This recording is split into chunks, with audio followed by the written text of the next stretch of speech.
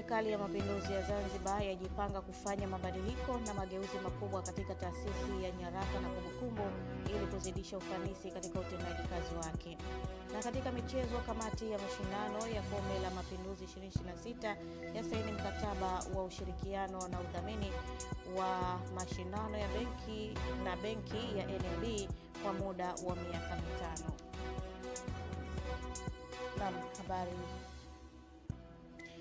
Habari za asubuhi mtazamaji wa Channel 10 popote pale ulipo, ni matumaini yangu umeamka salama. Karibu kwenye kipindi cha Asubuhi Njema ambacho unapata nafasi ya kujua taarifa mbalimbali kwa upande wa habari za kitaifa na habari za michezo na burudani. Baada ya hapo pia tutakuwa na uchambuzi wa vichwa vya habari vya magazeti mbalimbali ambayo yameweza kutufikia asubuhi hii hapa studio. Jina langu ni Fatma Hassan. Karibu. Serikali ya Mapinduzi ya Zanzibar imejipanga kufanya mabadiliko na mageuzi makubwa katika taasisi ya nyaraka na kumbukumbu ili kuzidisha ufanisi katika utendaji kazi, hasa katika utunzaji wa nyaraka na kumbukumbu za nchi. Tupate taarifa kamili. Hayo yamesemwa na makamu wa pili wa rais wa Zanzibar, Mheshimiwa Hemed Suleiman Abdullah, wakati akiweka jiwe la msingi katika jengo la taasisi ya nyaraka na kumbukumbu lililopo Kilimani, Zanzibar. Kwa wenzetu hizi hakuna pahala unakwenda kuangalia bure tu. Hakuna pahala unaenda kuangalia historia bure alafu unaenda unaangalia unaondoka. Hakuna. Ni Zanzibar pekee. Maana Zanzibar hichi ni kisiwa cha historia. Kuna historia nyingi mno. Lakini namna gani tutaweza kuzicompile zikawekwa katika utaratibu mzuri, vijana wetu wakawa na uwezo mzuri, wakaweza kufanya kazi hii. Amesema katika kufika malengo ya kutunza nyaraka na kumbukumbu kwa njia ya kidijitali, ni lazima kuwasomesha watendaji wa taasisi hiyo ili kuweza kuwa na wataalamu wabobezi wanaoweza kufanya kazi ya utunzaji wa nyaraka na kumbukumbu kulingana na matakwa ya kitaifa na kimataifa. Sisi tutajitahidi, tutafanya kila linalowezekana, yale yanayostahiki kuhakikisha taasisi hii imeimarika, basi hili tutalifanya kwa 100%.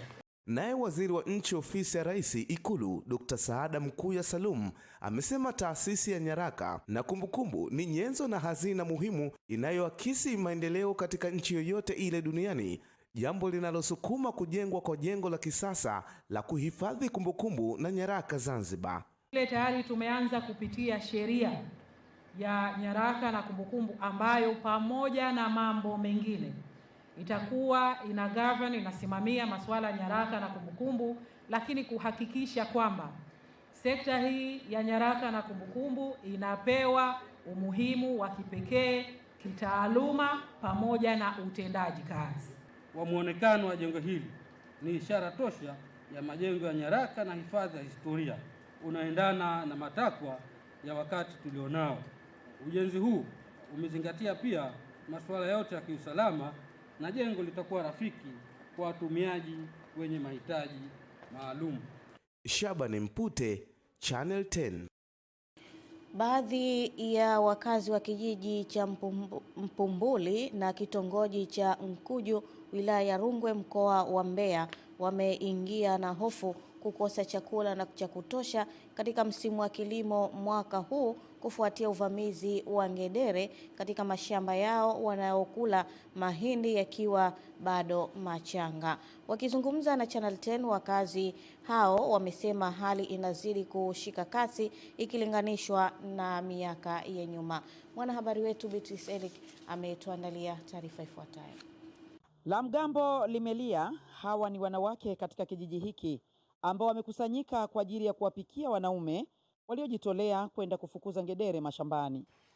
Tunaomba msaada, mtusaidie.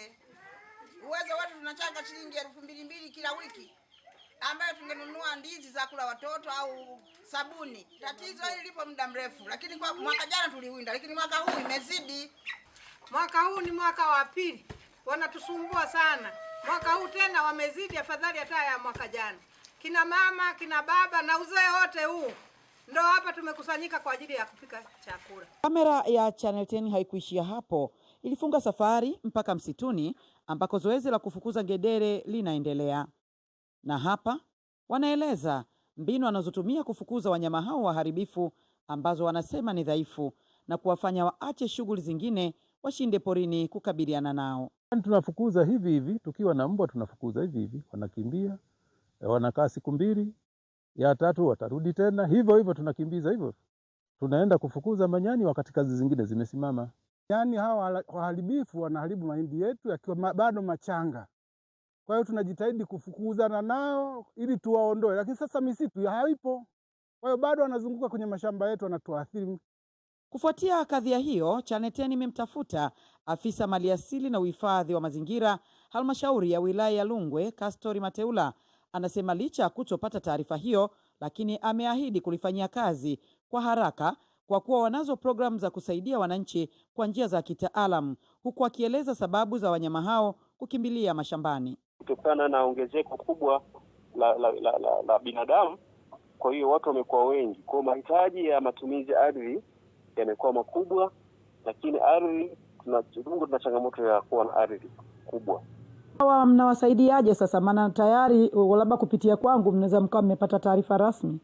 Sisi naomba kuahidi ofisi mkurugenzi, kwa maana kupitia kitengo cha maliasili, Jumatatu mapema tu tutajipanga kwa ajili ya kwenda kufanya zoezi hilo ili kuweza kunusuru na changamoto hii ya upotevu wa mazao. Nikiripoti kutoka Tukuyu wilayani Rungwe mkoani Mbeya, Beatrice Eric, Channel 10. Kamati ya bonde la maji Pangani imeridhishwa na hali ya utunzaji wa bwawa la Nyumba ya Mungu baada ya wananchi kuacha kufanya shughuli za kibinadamu ikiwemo kilimo na masoko kuzunguka bwawa hilo ambalo ni chanzo kikubwa cha maji yanayotumika kwenye shughuli za kilimo, uvuvi na uzalishaji wa umeme. Tadeo Masawe anaripoti.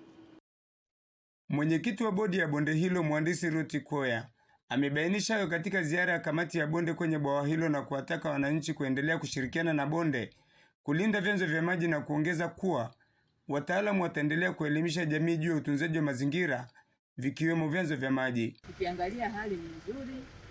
Maeneo haya hapo awali kulikuwa na soko la wananchi, walikuwa nakutana hapa kila Jumatano, lakini tuliwasiliana na wahusika.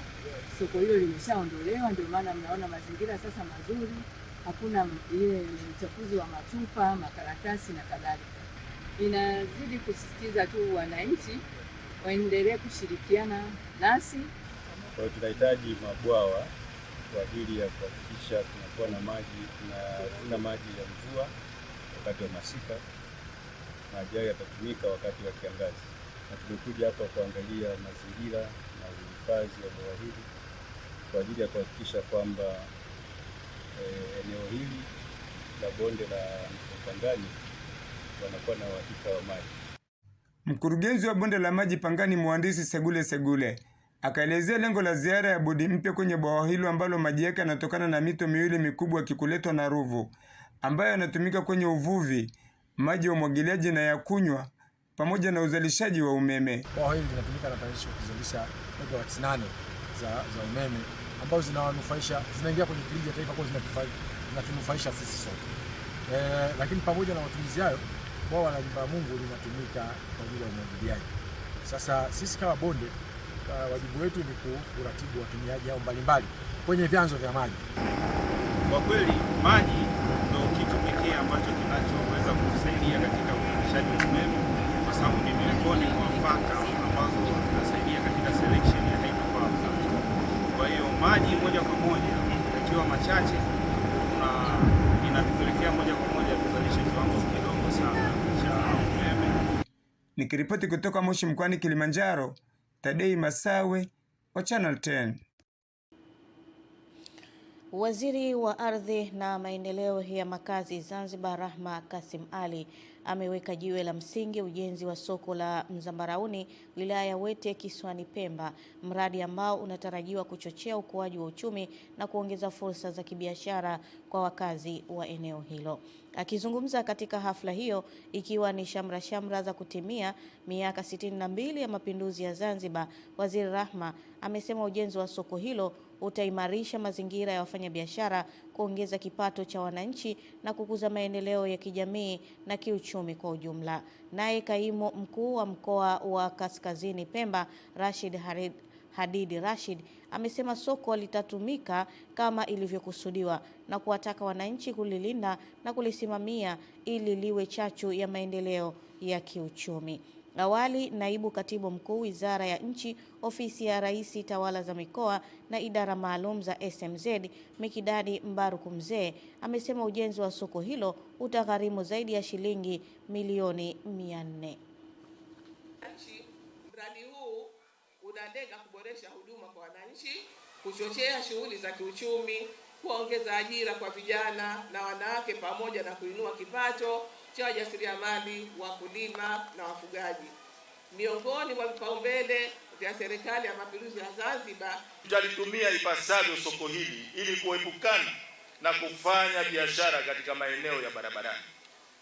Yote haya ni mahitaji ambayo Mheshimiwa Dr. Hussein Ali Mwinyi aliyaona na akaona kwamba ni vyema akatoa maelekezo kwa wizara yetu husika kwa kupitia mabaraza kwamba lazima tulijenge soko hili ili wananchi wapate huduma. Ujenzi wa mradi huu hadi kukamilika kwake utatumia jumla ya shilingi milioni 475 milioni 252,335, ambapo hadi kufikia hatua ya ujenzi mkandarasi ameshalipwa jumla ya shilingi milioni 311,184,533 sawa na asilimia 63 ya malipo yake ya ujenzi. Imebainika kuwa watoto wengi wa kizazi cha sasa wanaokosa mwongozo na hekima kutoka kwa wazazi au familia zao, jambo linaloathiri maisha yao ya kiroho na tabia zao, ambapo imesisitizwa kuwa kuhekimishwa ni njia muhimu ya kuwapa watoto hekima, maadili mema na baraka ili wawe wanafunzi, wanajamii na raia wenye heshima. Jamila Omar ana taarifa kamili.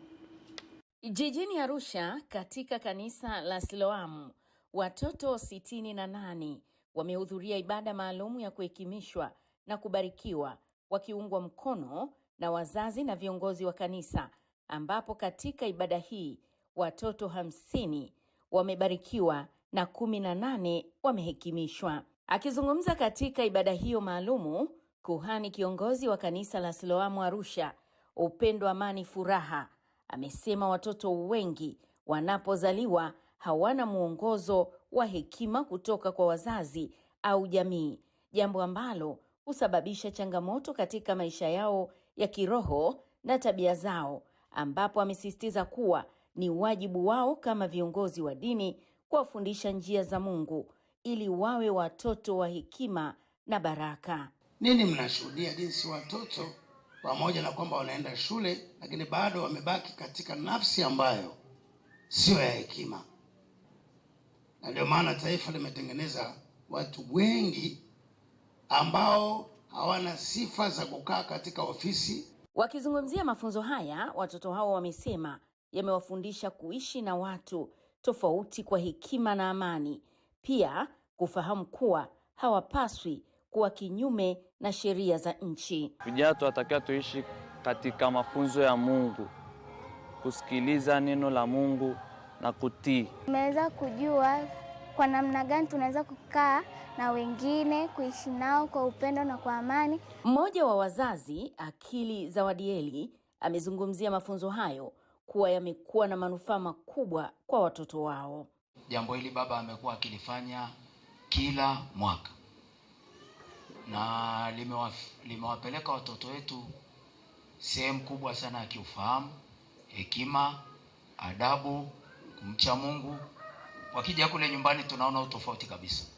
Jamila Omar, Channel 10, Arusha.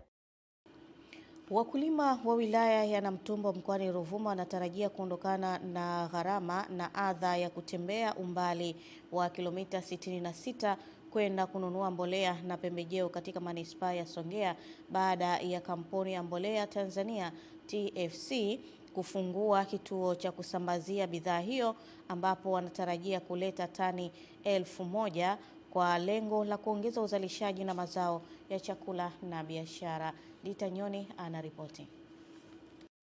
Akizungumza mara baada ya kupokea tani 60 za mbolea ya ruzuku, mkuu wa wilaya Namtumbo Ngolo Malenya amesema kwa kuwa wilaya hiyo ni kitovu kikubwa cha ukusanyaji wa mapato kupitia mazao, hivyo ujio wa kituo cha kusambazia mbolea unakwenda kupunguza gharama za usafirishaji kwa wakulima. Kwa hiyo tunategemea sasa itarahisisha kazi kwa wakulima, lakini pia itarahisisha kazi kwa mkurugenzi kwenye ukusanyaji wa mapato na kuongeza mapato mengine zaidi kwa ajili ya kuiboresha wilaya yetu.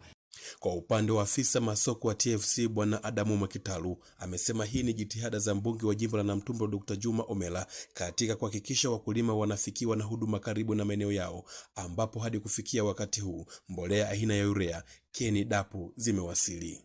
Tunavyoongea mpaka sasa hivi mbolea ya aina ya diammonium phosphate tani 16,500 imeshawasili, na pia mwezi wa kwanza pia aina ya diammonium phosphate tena tani 16,000 itaingia mwezi wa Januari. Na hapa wakulima wameishukuru serikali pamoja na mbunge wao kwa kuendelea kutatua changamoto zinazowakabili, ikiwemo upatikanaji wa mbolea ruzuku kwenye vijiji vyao. Mama yetu mpendwa Daktari Samia Suluhu Hassan kwa kuwezesha kuboresha hizi mbolea za ruzuku ambazo zitawarahisishia wananchi wetu waweze kuzalisha kwa wingi. Ni saizi tuna nafuu, tukifika Namtumbo kwanza tuna mandugu zetu hapa, tunaweza tunapata chakula kwa jamaa na ndugu, tunapata mbolea na unarudi nyumbani.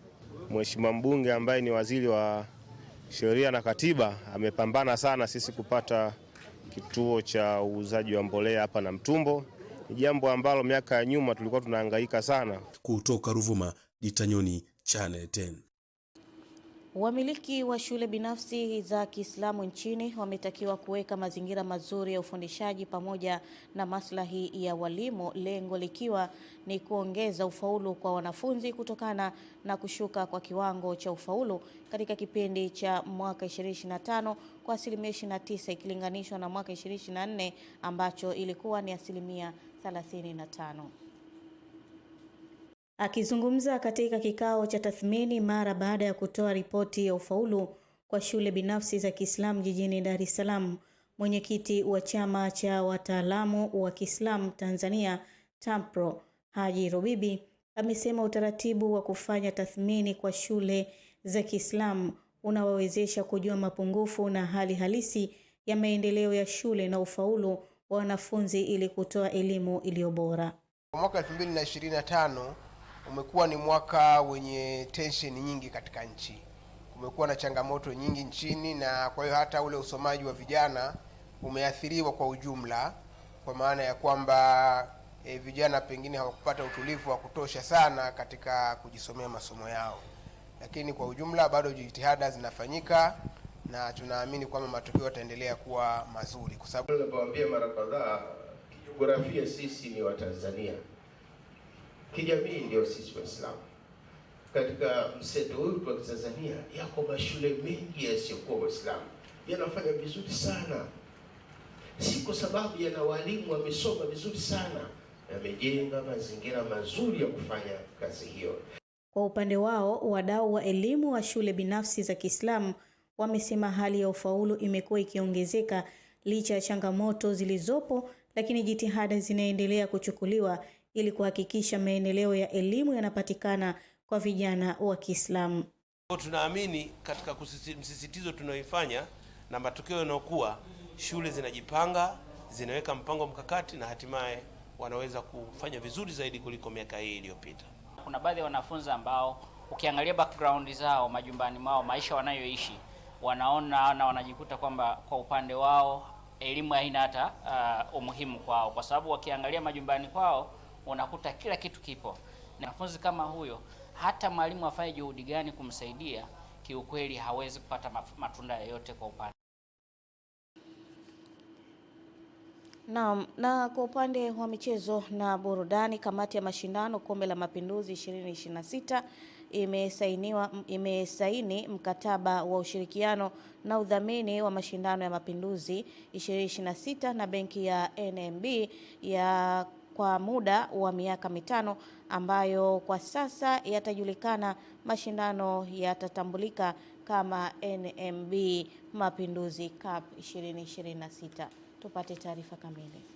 Akizungumza mara baada ya utiaji saini mkataba huo kukamilika, waziri wa habari, sanaa, utamaduni na michezo Riziki Pembe Juma amesema kupitia udhamini huo kamati ya mashindano itaondokana na changamoto utafutaji wa fedha za mashindano. Watoto hawa ni mbii maki ni kwamba leo hakika miaka 5 mbele kwamba maki mkono wao utakuwa unaendelea kuwepo. Ni kusema kwamba maki tutakuwa tunaenda kwenye mashindano ambayo hatuna stress ya kuanza kutafuta fedha, tutaanza kupata wapi, mnaanza kumeza kichwa. Kwa hiyo hii ni faida moja kubwa ambayo tuseme leo serikali yetu kupitia Wizara ya Habari, Sanaa na Michezo tumeweza kuifikia katika kuona kama Mapinduzi Cup yetu hayatakuwa yanakuwa zaidi. Aidha, Waziri Pembe amesema NMB itatoa fursa za kukuza vipaji kupitia mashindano. Kijana ambaye ataonyesha nidhamu, NMB itampa $500,000 kwenye makundi, itampa $1,000,000, lakini itampa $2,000,000 kwenye fainali. Hii ni kuonesha make kujenga nidhamu kwa wachezaji wetu. Kwa matawi na mauzo benki ya NMB Donatus Richard amesema malengo makuu ya kusaini mkataba huo ni kutangaza mapinduzi na kuendeleza mashirikiano kati ya serikali na benki hiyo. Sisi kama benki ya NMB wakati wote tumekuwa tukishirikiana na serikali ya mapinduzi ya Zanzibar kwenye maeneo mbalimbali. Unajua sisi tunatoa huduma za kifedha hapa Tanzania, Zanzibar hapa, na tumeona tuwe karibu na jamii, na sehemu mojawapo ni eneo la michezo. Kwa hiyo kuwa sehemu ya mdhamini mkuu kwenye mashindano haya ya Mapinduzi Cup ya 2025-26 ni kwa sababu tunajali afya za Wazanzibari, tunajali afya za Watanzania, lakini pia tunajali mashirikiano yetu sisi kama benki ya NMB na serikali ya mapinduzi ya Zanzibar. Ambapo kwa msimu huu zaidi ya milioni 600 na ushenzi imewekwa kwenye udhamini wa mashindano hayo ambayo yatajulikana kwa jina la NMB Mapinduzi Cup. Juma Kasim, Channel 10, Zanzibar.